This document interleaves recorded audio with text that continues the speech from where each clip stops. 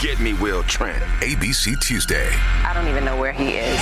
Will Trent is back. You thought you could hide forever? Time to come home.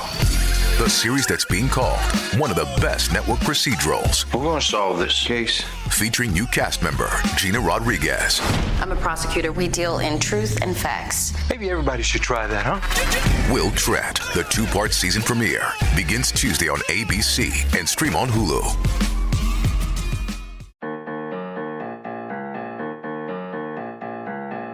You're listening to the Reversing Climate Change podcast by the team at Nori, the carbon removal marketplace. This is a show about the innovators and entrepreneurs developing solutions to climate change. Hello and welcome to listening to the Reversing Climate Change podcast with Nori. I'm Ross Kenyon. I almost said lead strategist, which was my ambiguous title several years ago. I'm the creative editor here now. I'm also one of the co-founders. Nori is a carbon removal marketplace in Seattle. And with me, as she often is, Siobhan Montoya Lavender. Hey, Siobhan. Hey, Ross. How's it going? It's going well. You might know Siobhan's work from Thanks a Ton, where she's also engaged in very interesting, creative communications work within the world of carbon removal. Thanks for. I feel like you just elevated my work there. I like that. It is creative communications work. What else could you say? It's a way of I associate with like some e-cards and like e-cards. Yeah, I feel like when I want to downgrade myself, I'm like, well, I'm like a retailer of carbon removal in the e-card genre. But then you're right. I do believe that there's something more potent about communicating and making it personal for people. As someone who works in communications, you have to constantly pat yourself on the back because other people forget to. They think what we do is invisible and not important, and they're secretly right, but we can't allow them. False, Roz. They don't know what they're talking about. We are the glue. We are very lucky today. We have Peter Olivier, brother to Laurence Olivier. Horrible joke. His name is Peter Oliver. Right. That's actually right. It's spelled Olivier. It's like physically impossible for them to.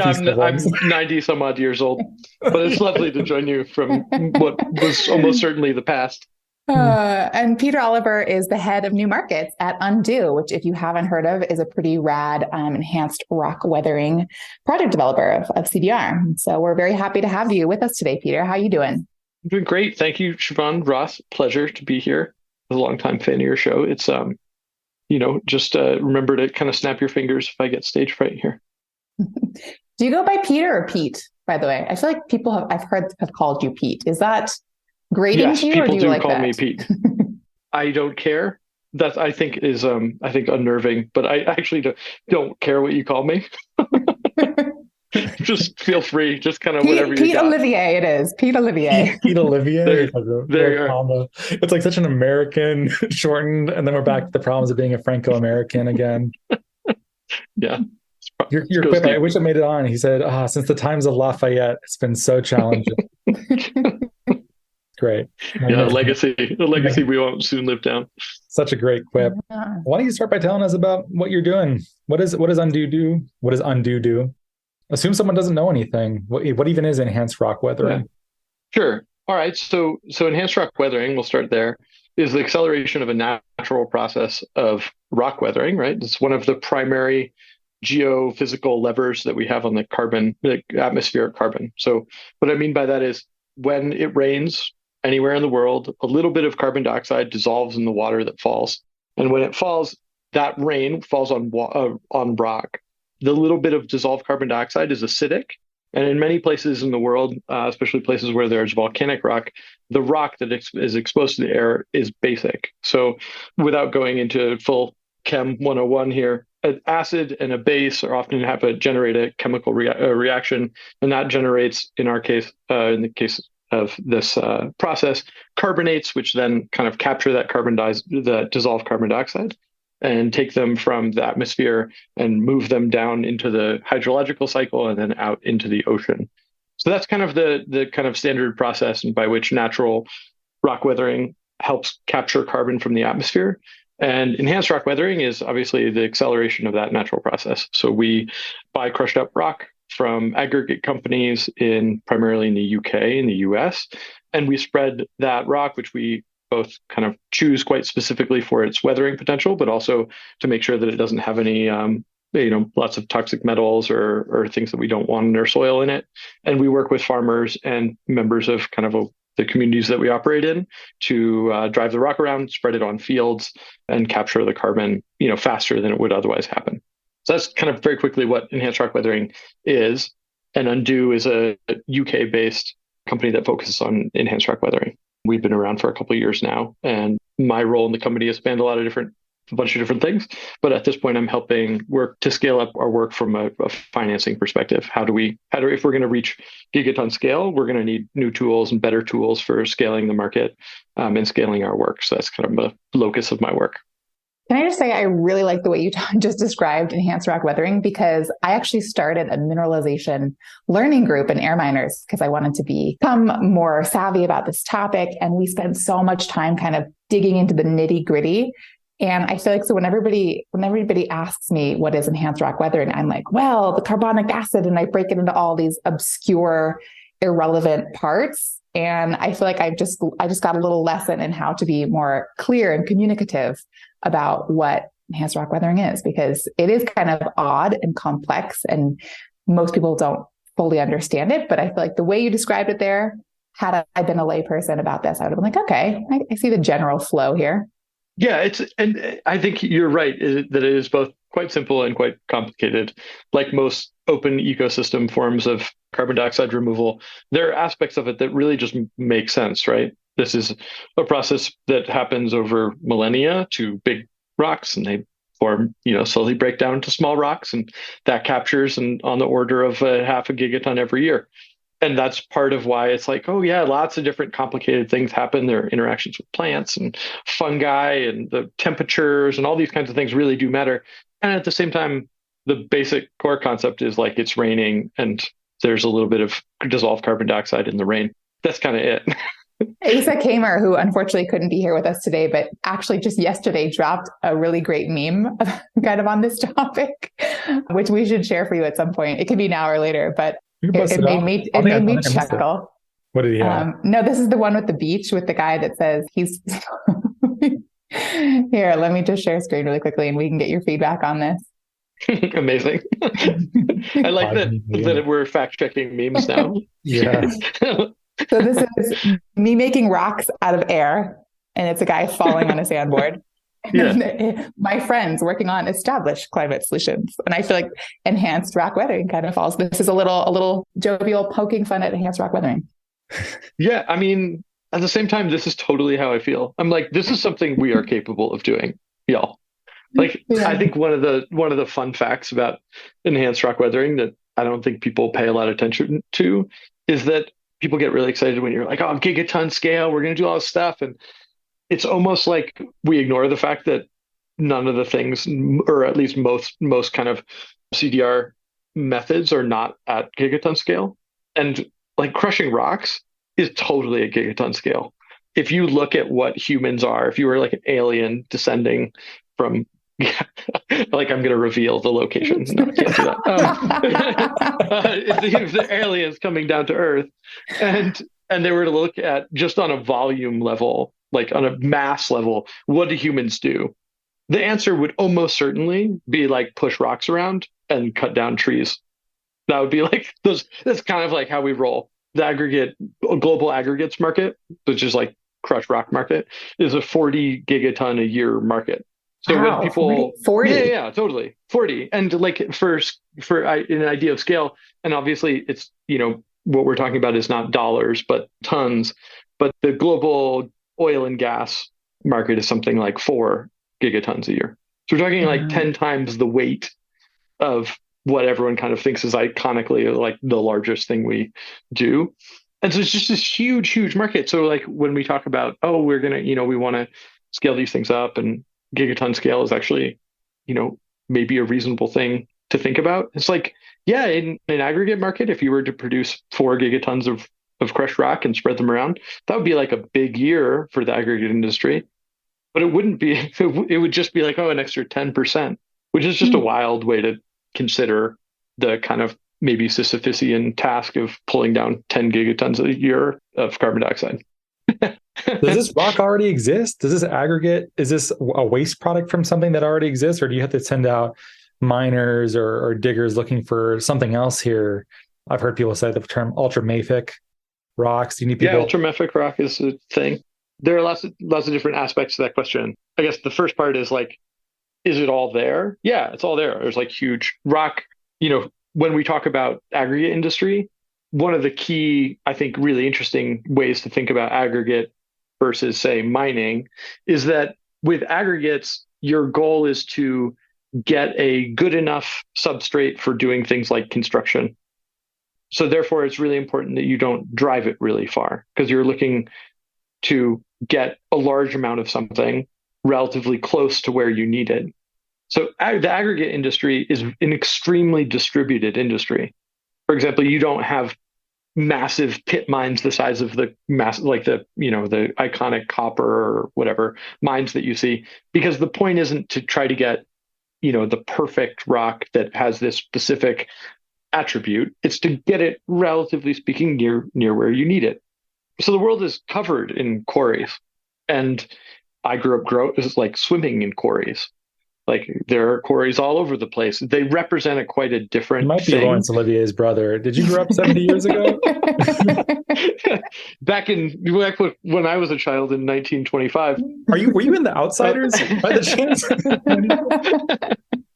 And wait, what are you doing swimming? Is that why are there swimming holes in quarries? Are you swimming in dust here? So far, I've made allusions to being both an alien and a famous dead person's brother.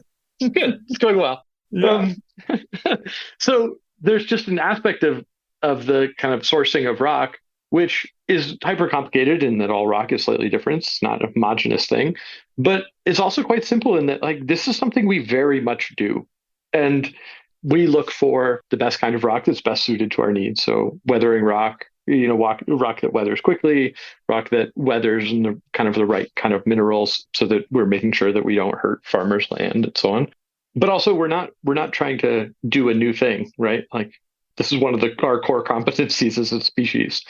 And so yeah, the rock is out there. And if you wanted to dial up billions of tons of removals, like, yeah, you'd absolutely have to crush new rock to do that. Right. And I think people can get scared about that.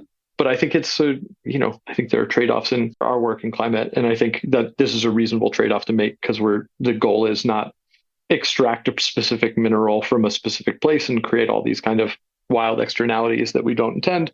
It's, can we do this in a really distributed fashion in which the people that own the quarries are local people in small towns? The people that do the quarrying work are part of rural communities. The people that spread the rock in their fields are local farmers that are going to benefit from the work that we're doing. And so there's an aspect of this in which it's kind of, what I'm hoping is that this provides a way to get to a more decentralized, achievable CDR pathway that allows scale, but also, for it to operate in places that are traditionally rural environments. Why farmland? So if you have to spread rock someplace, and you could theoretically spread it anywhere, as you get better at doing things, theoretically, you could move to harder environments, maybe hilly, rocky locations, smaller, more distributed fields, etc. But the easiest thing to do, and the thing that is easy, is for us to leverage existing relationships and partners and infrastructure, is to spread on fields. We spread lime on fields all the time. We spread fertilizer on fields. We have infrastructure for doing this. So we don't have to invent a lot of tools and toys and explain things to people. We say we can go to people who know how to do this stuff and ask them to do it, which is great. It just, like, that means that we have a lot of leverage on the existing infrastructure that the world has built. It seems very high functioning and very anticlimactic. Like, I've seen some of those videos of rock dust being spread on agricultural lands. And it just looks like there's some guy with a tractor and there's some dust behind him, like, and you're like, there it is. There's, CDR. Yeah, there's the future, Yeah, it is. It's hard to generate the kind of equivalent to like a super sexy, like, science scene in a lab, and there's injection things happening and cool compressors and all kinds of awesome equipment, still has stainless steel. Like, that's really fun to look at. At the same time, it is really fun to, like, have the people that are in our network that we get excited about be like, a random farmer in Washington State. Or like a guy who drives trucks around. You're like, hey, you're like participating in the carbon economy. That's kind of cool. Yeah, counterpoint, she thinks my tractor's sexy. Oh, this is true.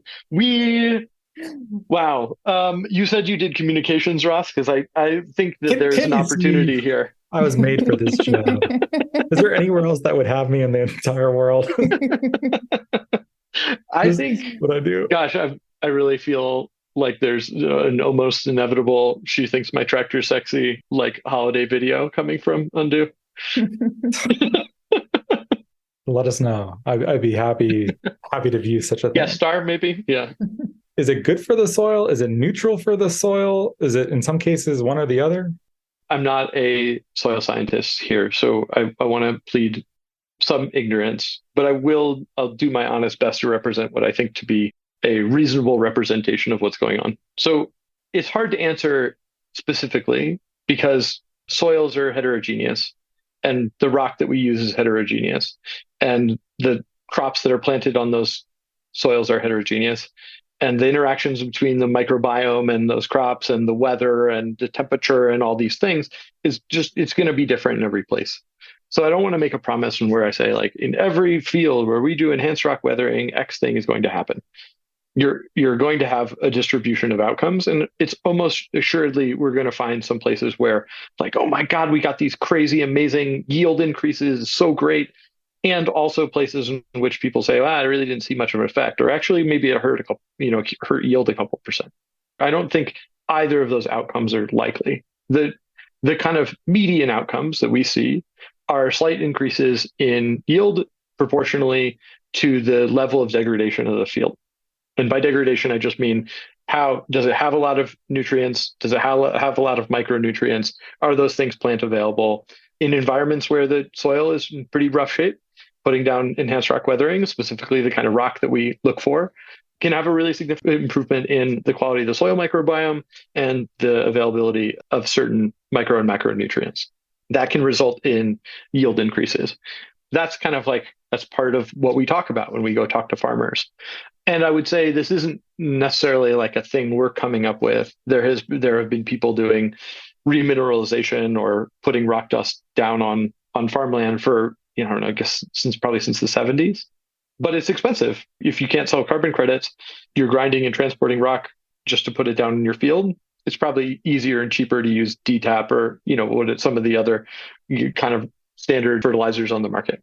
So the opportunity, I think, is if you were to look at how the fertilizers that are delivering nitrogen, phosphorus, and potassium, those are kind of your main macronutrients. The work that we do does not deliver any additional nitrogen. There's no nitrogen in rock. You can argue that the soil microbiome improves and helps the plants capture nitrogen, but we can't make claims in front of farmers that we want to say, okay, this is exactly what's going to happen. That's going to take time before we have those ideas. If you look at the way chemical fertilizer is put down, it dissolves relatively quickly. It's intended to be water soluble so that it can be plant available. And so it happens, all these, and the same thing with lime. You get a lot of output of whatever those things are, right when, quote, the plants need it. But you also get a lot of runoff. So this is why we have a lot of phosphorus and potassium and extra nitrates in our water sources. And why when people spread lime, you see like a big change in pH in local water systems if it rains right after. If you were to imagine, right, the rock that we're putting down breaks down much, much more slowly.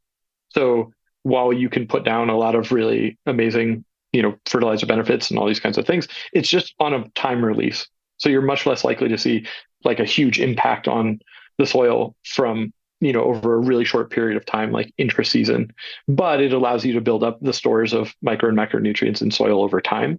And so you can end up with healthier soil and more productive crops. And hopefully in time, we'll be able to prove, in a rigorous way, in a way that a farmer can trust, this is how you can then adjust the mix of fertilizer that you're putting down in your soil. So I would say, roughly it's good. Otherwise we wouldn't do it, but it's roughly good for soil. At the same time, it's an open ecosystem. And so I'm sure there will be one scenario in which it didn't benefit the soil. And obviously what we're trying to do is minimize those times. Like listening to you talk about the heterogeneity of, all the various components, whether it's the microbes and the soil and the weather and the location, gave me a little MRV monitoring, reporting, and verification, like nausea. Like, how are you guys, how are you guys tackling MRV? And has it been really challenging in different ecosystems? Yeah. So we have a whole team that's focused on this. And so I don't want to misconstrue their work, because it's really interesting and I think important work. So I think, part of me wants to say, like, go talk to our science team because they're really legit. And part of me wants to just be like, so we're basing our MRV on mesocosm. So it's you take soil samples in a field, you control the environment that they're in, and then we measure the inputs and outputs of that soil column, that mesocosm. And that allows us to generate an expectation around what we think we're going to see, given our model of this is the soil type and temperature and amount of rock we put down and the geochemistry of the rock and so on and so forth. And here's alkaline byproducts that we expect to see in the soil column. And here's how we're going to measure it. And here's what the model says, and here's what our mesocosms say. So we're standing up a whole bunch of that work, and those kind of results are ongoing. And I don't want to speak to the preliminary results, but that's the process by which we're going through to kind of do MRV. Now, we're also doing how much we credit, right, is going to be related to the results we actually see in the MRV process. And also, the modeled result, which is kind of a Monte Carlo simulation that says, given these circumstances, what do we expect the carbon capture to be, total net carbon capture to be? Obviously, we're using an LCA and all those things to make sure that we're only issuing credits for the net change. That process is, okay, can we draw a line based on a set of field circumstances, expectations of the kind of weathering that we'll see under those conditions, and then can we discount so that we're being conservative on the timeline that happens under? Then we credit against that. I would say MRV in enhanced rock weathering, and as with all open ecosystems, is something that we're seeing a ton of progress on, but I do think is one of the core challenges of the field. Unfortunately, I don't think we solve this by just waiting. I think we go do this work, and we keep our business model and our kind of evaluative structures open enough that we can adapt as we get more feedback on, okay, this is exactly what it looks like in this environment with this field. This is what it looks like in irrigation in this type of environment. This is what happens when a farmer plants this kind of crop or, treats their field in this kind of way. So I expect that kind of the driving down of variables over time is the goal here. And there will be a balance there between, getting more certainty of the places that we operate in and expanding to new places and dealing with uncertainty around, okay, what's it going to be like in a new country or a new type of climate? And okay, you got to work your way up the level of certainty there. And I think that's natural. I wish we could say this is exactly what is going to happen 100% of the time. We're 100% sure. I think the real answer is we're going to find out, and we're going to be reasonable about what we're selling and the promises we're making to our customers. That sounds like a mantra for CRD, for industry in general, It's like a really milquetoast take. It's like, hey, you guys got to be really careful. We got to keep doing good science. I don't know. That's the truth. We're clearly torturing you, Peter. Let's get you into this marketplace analysis, financial opportunities, funding mechanisms, because everyone's obsessed with this. Nori, in fact, you and I should probably just talk offline because I've been thinking a lot about this too. What is happening in this space where seemingly there's no immediate supply? Everyone is looking towards the future and financial instruments to enable carbon removal purchases to happen, given that there is no supply available. Why don't you introduce this topic a little bit and how you're thinking about how to position a company within this landscape?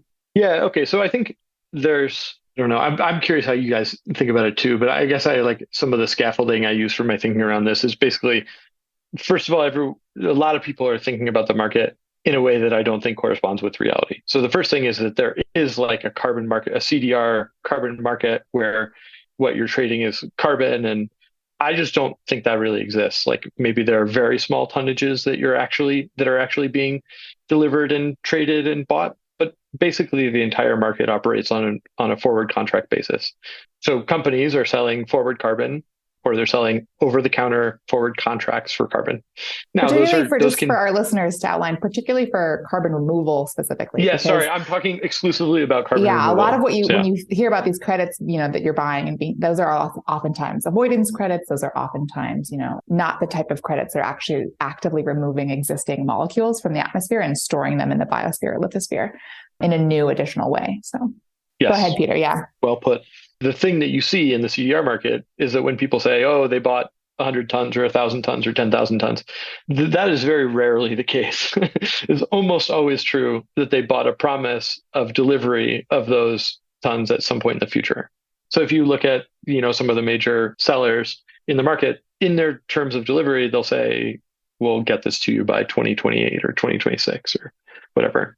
And so I think there needs to be coming to terms with the idea that the CDR market is a forward contracts market.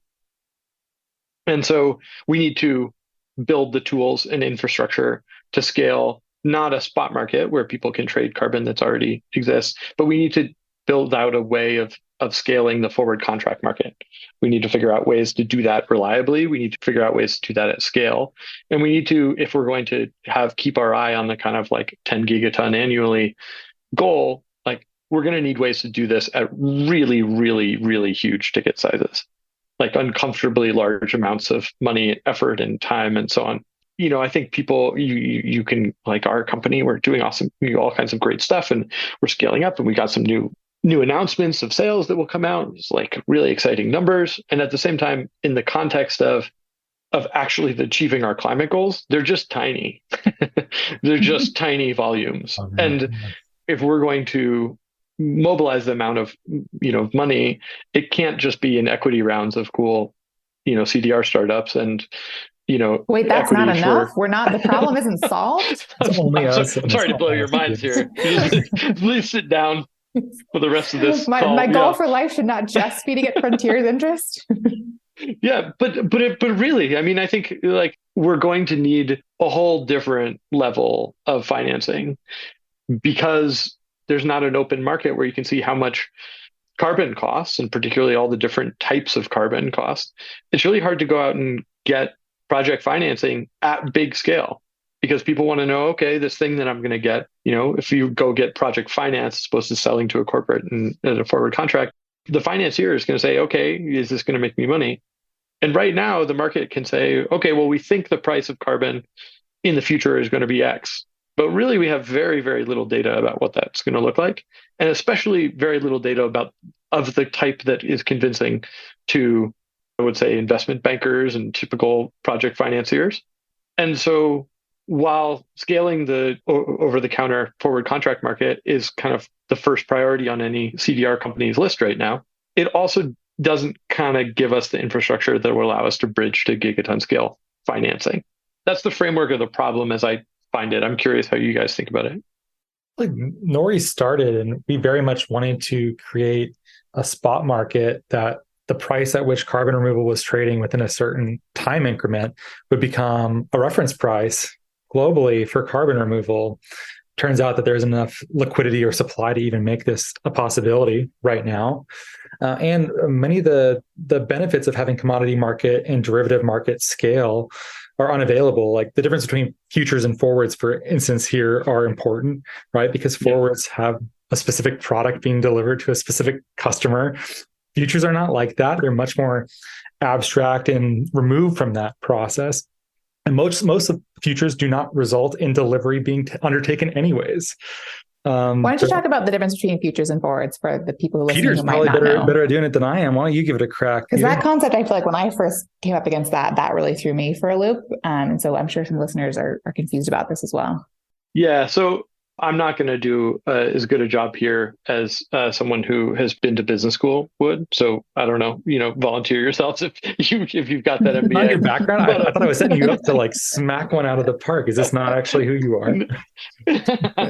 No. So I think that the easiest way to think about it is a promise of a commodity product at a future date.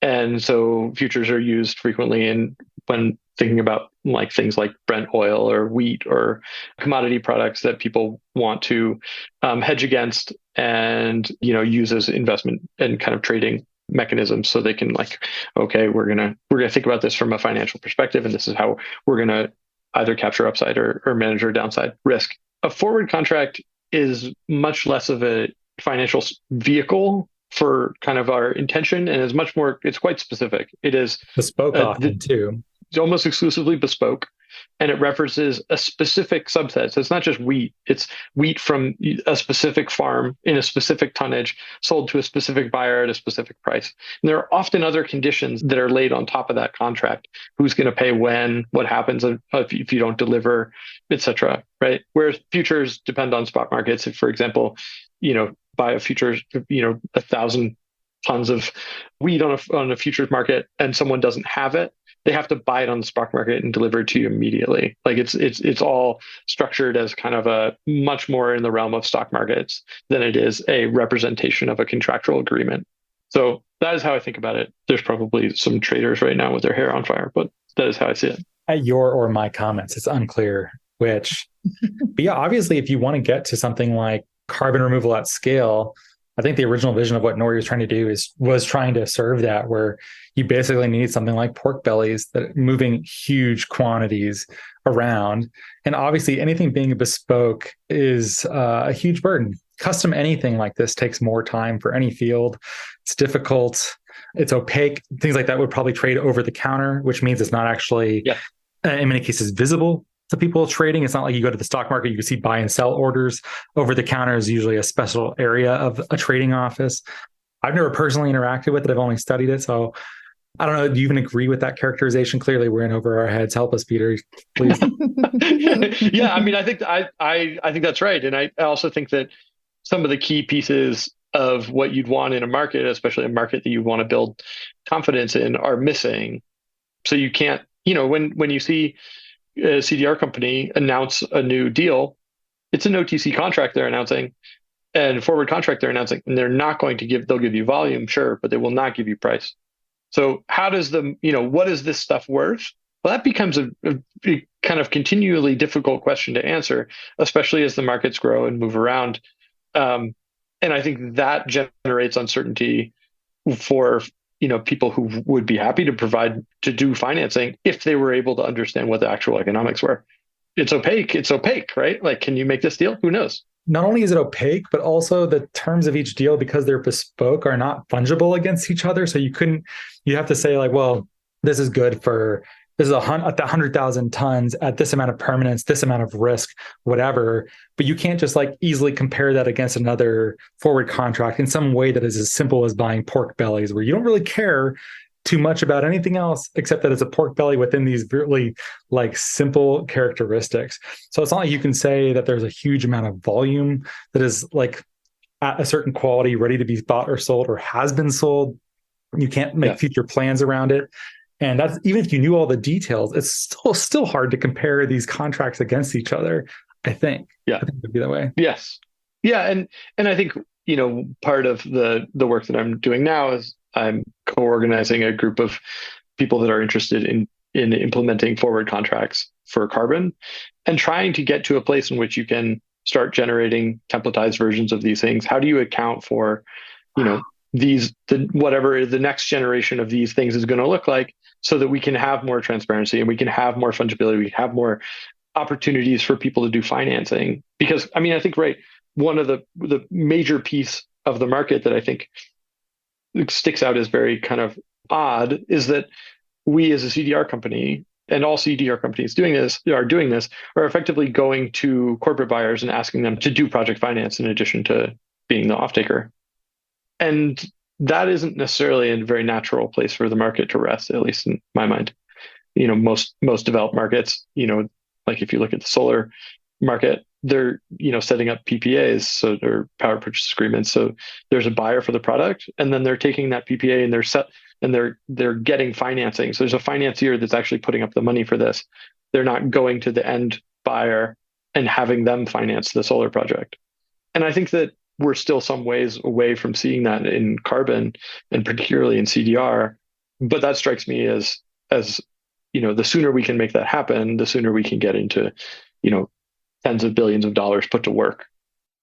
I think that's coming though. And that's the point of a lot of these offtake agreements too, is that you can go to the bank with them or go to a financier and say, look, we're going to have a customer. We have them lined up, contractually obligated to buy at this price at this date. Like, can we get some money, please? So I think that's probably going to be more and more expected and moving forward. Maybe you agree with that. Maybe you just said the exact same thing. I do. Yeah. I mean, I think that's what we'll see.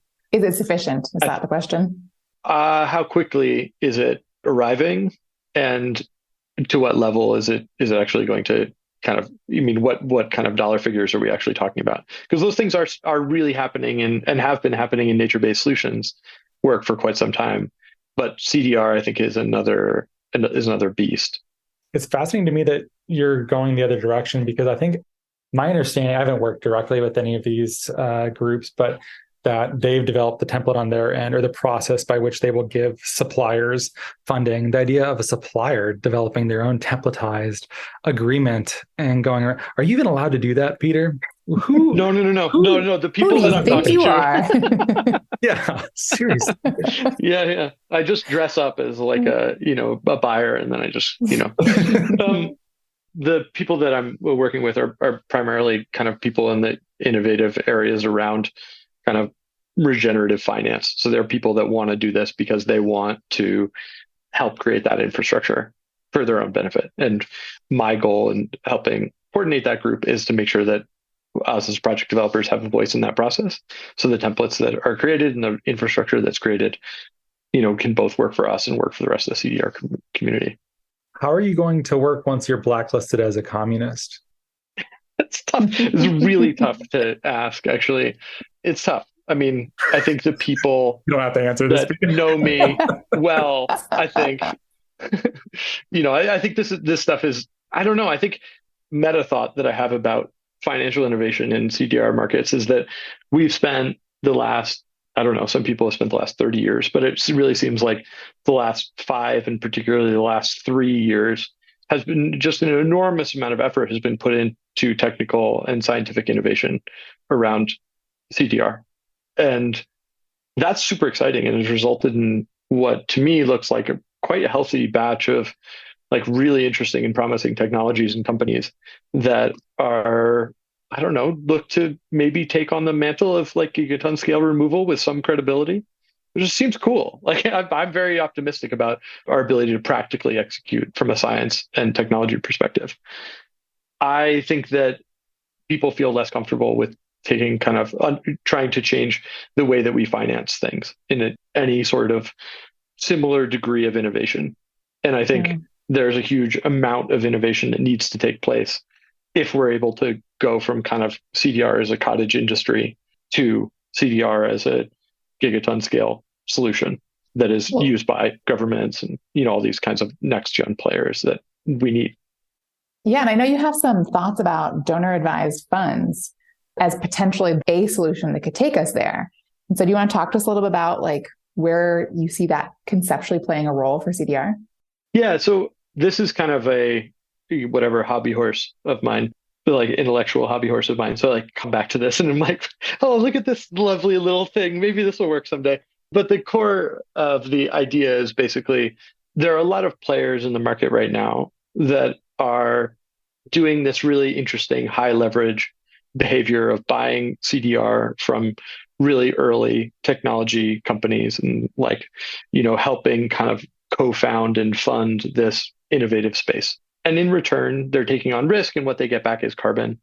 That's really exciting because it leads out this new field, but they don't get any leverage on their financial commitment, right? If I buy $1 million worth of carbon and everything goes perfectly well, I get 1 million tons of carbon back. And that's great. It's 1x over the period of time that I'm investing. And in many cases, they'll see kind of depreciation over that time, or maybe, there's lots of opportunity costs they could have done with that money. So it's just challenging to get people to put up lots of money to do this stuff in a kind of end up in a kind of a low leverage environment. So if you were to look at like what Stripe is doing, it's like absolutely transformational to space, but their maximum amount that they will have generated in terms of new purchases is $1 billion worth of kind of new CDR. So a DAF or a donor advised fund fund is a potential mechanism for having a higher leverage way of interacting with the carbon market. So it's kind of a combination of this focus on forward contracts, which is kind of near and dear to my heart, and also this kind of view of this money as a tool of creating change.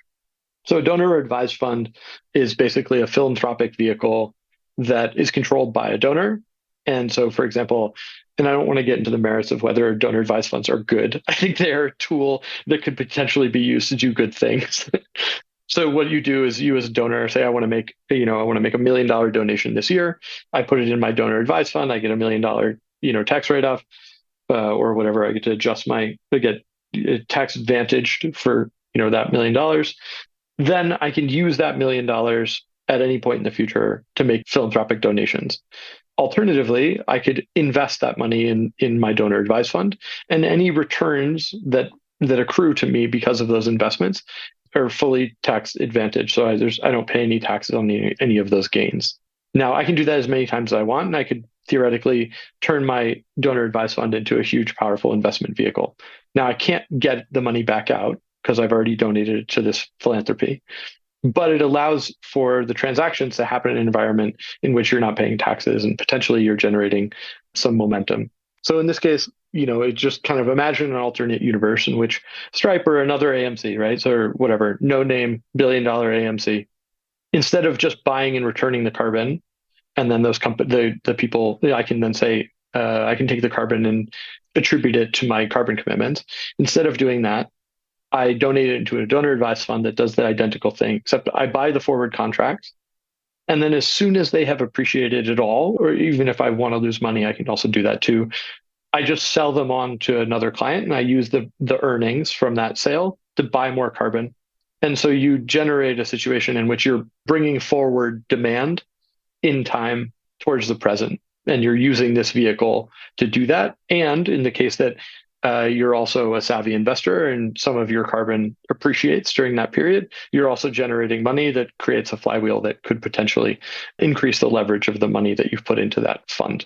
So that would be one argument. Another argument would be something like, because you're paying upfront and getting long-term contracts from early stage companies, you can negotiate a discount relative to the future spot. And this would clearly be on the OTC market, right? This is like rich people who know each other, or they have some sort of desk they're coordinating through.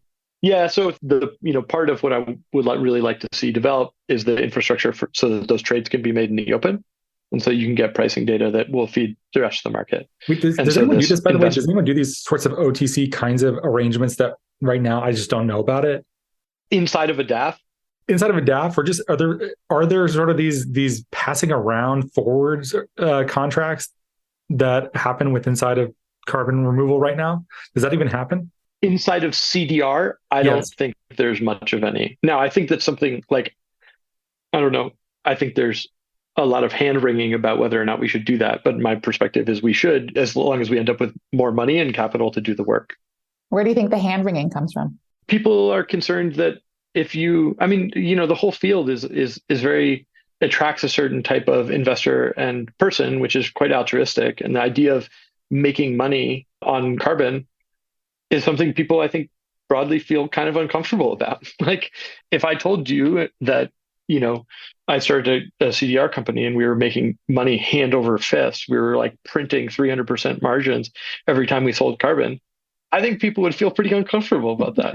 Now, it's certainly not what's happening now in the field, but any sort of kind of the idea of like, how much do we allow avarice and some of the things that led people's concerns around, oil and gas industries and extractive industries. And is like, can we move towards a better way of dealing with money and carbon? Like, yeah, hopefully. And also, if we're going to hit $1 billion removals, we're going to need people who are allowed to make a little bit of money on this. Like, otherwise it's going to be really hard to come up with all this money. But within a DAF, it stays within the DAF, right? You can't then just take it out. So you'd have to like reinitiate a purchase or something. Yeah, exactly. So then you buy again, and theoretically you could use this as a vehicle that could help scale the market. I refer to it as a flywheel. Like, if you were able to put enough money to work and have that money grow and prove yourself capable of making money in the market, not only can you scale the market, but also you prove to other people that you can make money doing it, which I think, I'm a little uncomfortable with this, but like, if you can make money in carbon removal, there will be a lot more money to help us scale. And more people working in it and more interest. Exactly. Yeah. Ross, do you remember Nisha Mirchandani was on the show recently, and she was talking about, yes, fabulous. But did you remember how much she talked about, like, is sitting right now in like philanthropic accounts? It's like, I don't know, 300 billion. It was like trillions. It was like trillions of dollars, right? That are just sitting in these like philanthropic accounts. Is that kind of the dollars that would be applied to these DAFs? Is that where you would want them going? Yeah. So, I mean, the alternative, right, is you could use a, say you're a family, you have a huge carbon footprint and you have a lot of money and you want to make a difference. Theoretically, you could go to, say you come to Undo, you buy, 10 million tons of carbon. It's amazing. Everyone's like, wow, what a big deal. And you say, okay, great. We're going to offset our entire, historical emissions of this family. Great. I don't know that changes. I mean, it changes the shape of Undo's growth, but I don't know that it changes the shape of the future. And given how small the market is right now relative to where we need to go, I would say basically the only thing that matters is changing the shape of the growth curve that gets us there. And, I get that there is a lot of focus on attribution right now. There's a kind of like penance view of carbon, which is kind of like, this is exactly the size of our sin, and consequently we will balance that out precisely by neutralizing it, right? I would say that is a viewpoint that I hope we can change, and we can get to a place where it's about how much you change the future, how much you change how close we can get to 10 gigatons a year by 2040. Yes, I like that attitude. I like that reframing. Yeah, I wish we could get rid of it's simultaneously boring. And even if you get to where you're going, it also is not impressive. It's like, at best, it's like a neutrality or like a canceling out of your sins. Yeah. Well, and also it doesn't really matter that much, right? So say the biggest, most influential dogs in the market all like pile in, they do amazing work, they offset whatever their, say, 200 or 300 million tons of, and they buy the highest quality removals and they spend all this money. It's great. But if the rest of the world doesn't change, like it's great. It's really cool, but it's just about how you influence that future. So if they don't change the way people behave, if they don't change expectations around, what good is, then we're not going to get to where we need to go. Yeah. DuPont goes carbon neutral. Right. You're like, okay. Yeah. I mean, it's awesome for them, right? Like that would be incredible. Let's not poo-poo it, guys. Yeah, right. And also like, it would be great if DuPont went carbon neutral. Right. That would be incredible. Right. And maybe it would be transformational on the market. But in retrospect, looking back from 2050, what are people going to look at as the catalytic pieces that changed how we got there? I hate this podcast. I totally agree. This is the moment. Mark your calendars. The most important thing that we've got. Yeah. Well, thanks so much for being here with us, Peter. Pete Olivier, in case you missed that. Thanks so much for having me. This is really fun. I love that it's like the most informal name and then the most like highfalutin name combined. It's like the incongruence there is perfection. Yeah. Yeah. Yeah. I'm like in a t-shirt in Saint-Tropez. Yeah. Wow. That was very quick and a very good image here. No, you should not. You should be unbuttoned, boat shoes, Gucci boat shoes. Yeah. There you go. That's what it is. Well, who's to say I'm not right now, really? Yeah, who's to say you're not? Yeah. On a podcast, no one knows you're wearing Gucci boat shoes. Thanks so much for listening, everyone. I hope you had fun. We had a lot of fun. Give us a great rating on Apple Podcasts and Spotify. It helps us get this content out to more people. Thanks for hanging with us. Thanks for willing to have some laughs, and have a lovely day. Thanks. Goodbye.